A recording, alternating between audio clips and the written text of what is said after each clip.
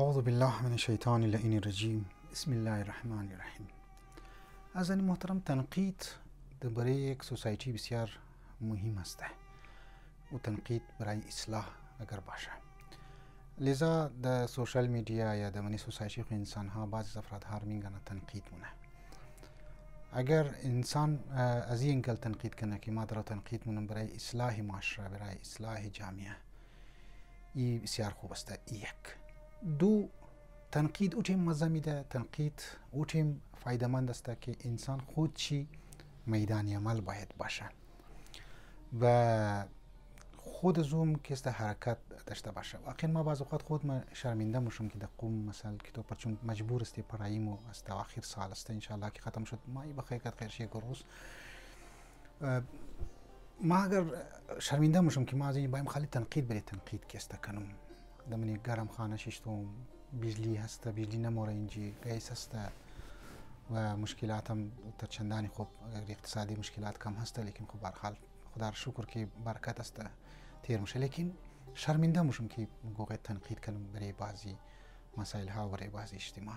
درسته که بعض اوقات باید تنقید کنه انسان برای اجتماع گو نظر بده، لیکن که همیشه ما تنقید کنم و حرکت نکنم و سوست باشم و دیگه از صفرم شروع نکنم کارهای خود، در نظر از من دیگه واقعا جای بسیار افسوس است. لذا برای تنقید دو چیز باید ضروری باشه، یک ای که تنقید برای اصلاح باشه، دو تنقید او آدم مونه که در میدان عمل خودش هم یک حرکتی داشته باشه. یک نکته دیگه هم که بسیار به نظر من درباره تنقید ضروری اویه که واقعا اما حقایق را هم متوجه شونه که حقایق واقعا چی است. ممکنه بعض اوقات ما از یک نظریه قدر متاثر شونم در بریز ما مختلف دلایل ها وریق جور کنم که این نظریه بریز ما صحیح شده و من ذهن از ما رسوخ کرده دیگه حالی ما مطابق همزی نظریه از خوخ که در من ذهن از ما است.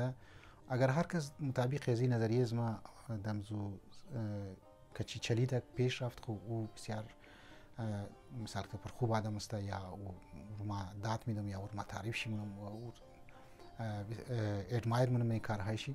اگر در مطابق نظریه از من نرفت دیگه به زور ما دیگه فارغ است یا بدویا یا جاهل است و زیکبا. لذا مو باید مرای گفت و شنید را باید واز بیلی، مو باید امو مسائلی که حقایق را که مد نظر میگری او باید او را دقیقا یعنی دقت کنی که حقایق دمنی معاشره از مو کسته چیه. ما یک مثال میزنم. وقتی که طالبان در بنی افغانستان حمله کرد و متاسفانه خلیلی و موقیق و غیره جنرال دوستم و غیره وضعیت تا کردن و یک عده پنشیر والا اونها مقاومت کردن و از بعد اونها هم بسیار زودی کانتر شدن و از بین رفتن.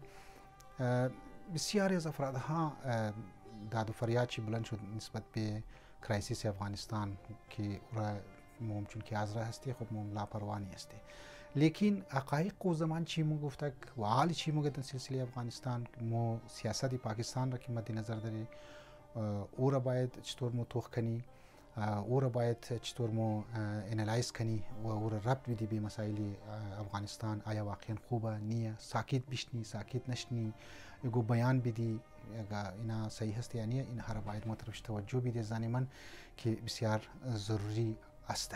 مو مطابق شرایط باید بوری، مطابق حالات باید بوری، مطابق امو وضعیتی که مدام جغرافیا قرار داریم مطابق از اون باید حرف بزنی و گفت و شنید کنی. و السلام علیکم و رحمت الله و برکاته.